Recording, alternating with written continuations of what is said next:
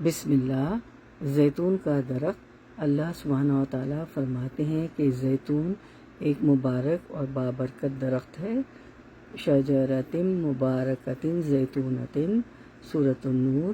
تو ہم جانتے ہیں کہ اللہ تعالیٰ اس زیتون کے درخت کے بارے میں کیا فرماتے ہیں، اس کے فائدے، اس کے علاج معالجے، اس کا کھانا، اور پھر سورۃ المومنون آیت نمبر 20 میں ارشاد باری تعالیٰ ہے، وَشَجَرَةً تَخْرُجُ مِن طُورِ سَيْنَاءَ تَنبُتُ بِالدُّهْنِ وَصِبْغٍ لِّلْآكِلِينَ۔ اور وہ زیتون کا درخت بھی ہم نے پیدا کیا جو طور سینا سے نکلتا ہے، تیل بھی لیے ہوئے اگتا ہے اور کھانے والوں کے لیے سالن بھی ہے۔ تو ہم اس کے فائدے اور اس کی برکتیں اور رحمتیں زیتون کے درخت کی دیکھتے ہیں کہ اللہ تعالیٰ کیا فرماتے ہیں۔ زیتون کا درخت اور اس کا تیل اللہ تعالیٰ کی عظیم نعمتوں میں سے ہیں جو انسان کو صحت مند اور بہتر زندگی گزارنے کے لیے عطا کی گئی ہیں۔ اللہ تعالیٰ نے قرآن کریم میں اس کا ذکر کر کے اس کی اہمیت اور برکت کو نمایاں فرمایا ہے۔ زیتون کا تیل غذائیت سے بھرپور ہے اور اس میں مختلف وائٹامنز اور مفید اجزاء پائے جاتے ہیں۔ اسے کھانے، علاج اور صحت کی بہتری کے لیے استعمال کیا جاتا ہے۔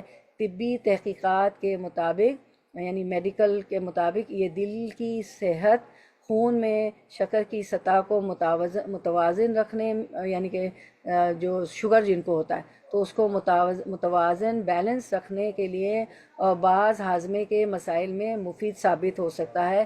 یعنی زیتون کے اتنے فائدے ہیں نا زیتون کے، ٹھیک ہے۔ تو ہم جو آیت ہے دیکھتے ہیں، اور وہ درخت جو طور سینا پہاڑ سے نکلتا ہے، جو تیل نکالتا ہے اور کھانے والے کے لیے سالن ہے۔ تو شجرۃ مبارکۃ زیتونۃ ہم اس کی دیکھ لیتے ہیں کہ کیا ہے۔ وشجرۃ، اور وہ درخت زیتون کا درخت ہے جو ہے تخرجو، جو نکلتا ہے من طور سینا، طور سینا سے۔ طور کا معنی پہاڑ بھی کیا جاتا ہے اور سینا کا معنی مبارک۔ عربک میں قرآن میں تو سینا ہے، ہم سینا کہتے ہیں نا، طور سینا، تو سینا کا معنی مبارک۔ مجاہد رحم اللہ نے اس کا معنی مبارک کیا ہے، اکرمہ نے اس کا معنی اچھا اور خوبصورت کیا ہے، ٹھیک ہے، طور کا۔ اور سریانی زبان میں گھنے درختوں کی جھاڑی کو بھی سینا کہا جاتا ہے، ٹھیک ہے۔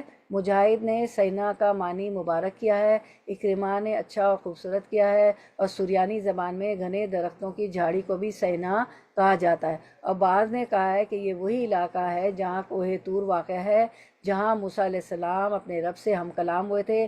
مصر اور ایلا کے درمیان کا علاقہ، کہ وہ زمین اس کی اصل پیدائش کی جگہ ہے۔ کون سی؟ مصر اور ایلا کے درمیان کا علاقہ۔ تو وشجرۃ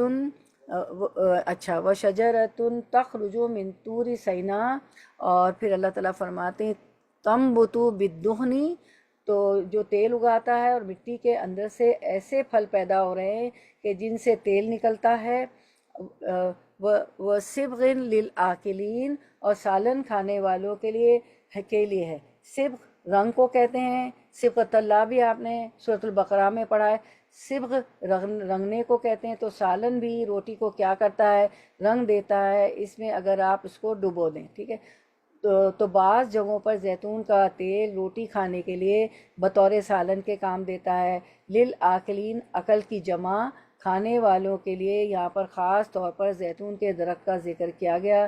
زیتون کا درخت عام درختوں کے مقابلے میں بہت طویل عمر پاتا ہے، اور یہ کہا جاتا ہے کہ اب بھی بعض 2000 سال پرانے درخت زیتون کے کہاں ملیں؟ یروشلم میں پائے جاتے ہیں، ماؤنٹ آف آلیوز پر موجود ہیں اب بھی۔ اور یوں لگتا ہے کہ جیسے زمین بننے کے بعد جو ابتدا میں چیزیں اگی ان میں زیتون بھی شامل تھا۔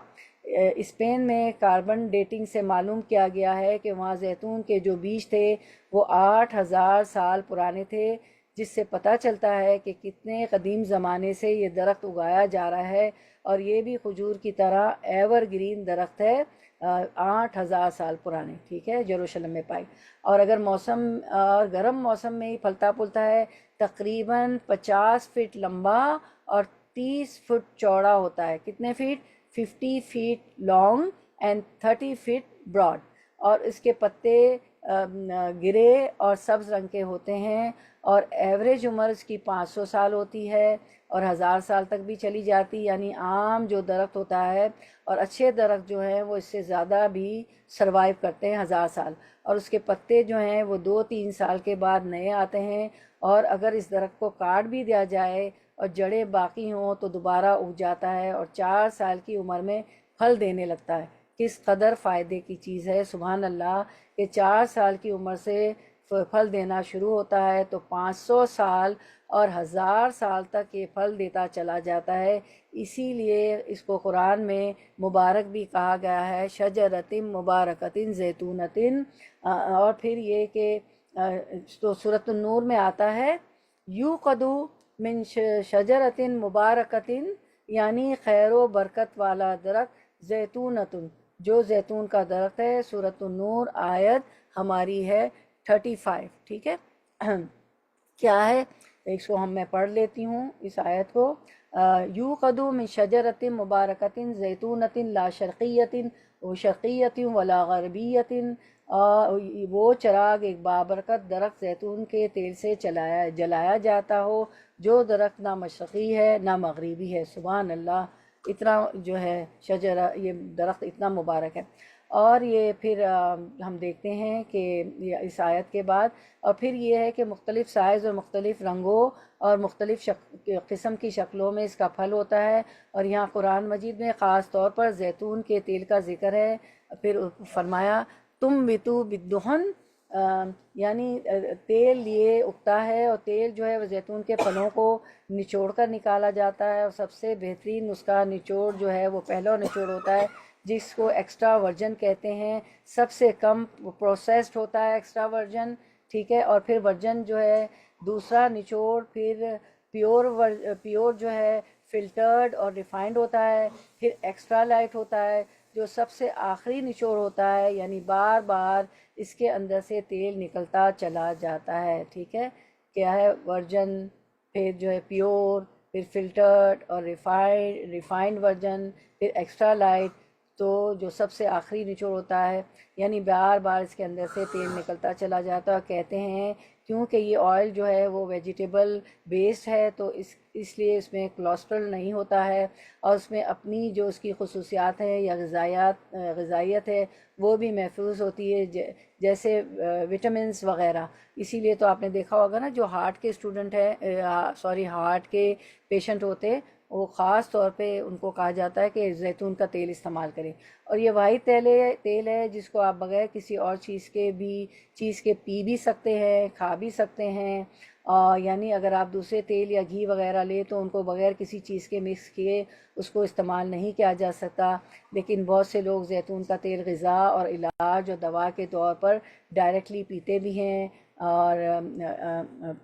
ہیں، انٹیک اس کا ویسے بھی لیتے ہیں. ٹھیک ہے، آپ نے دیکھا ہوگا قبض کے لیے بھی لوگ پی لیتے ہیں اولیو آئل، اور جو ہے اسکن پہ بھی لگایا جاتا ہے. تو اس کے بہت سے استعمال ہیں، اور بہت سی بیماری میں اس کا فائدہ بھی بتایا جاتا ہے. خصوصاً کہتے ہیں کہ پیٹ کی جو بیماریاں السر وغیرہ ہے اس کو یہ کیور بھی کرتا ہے.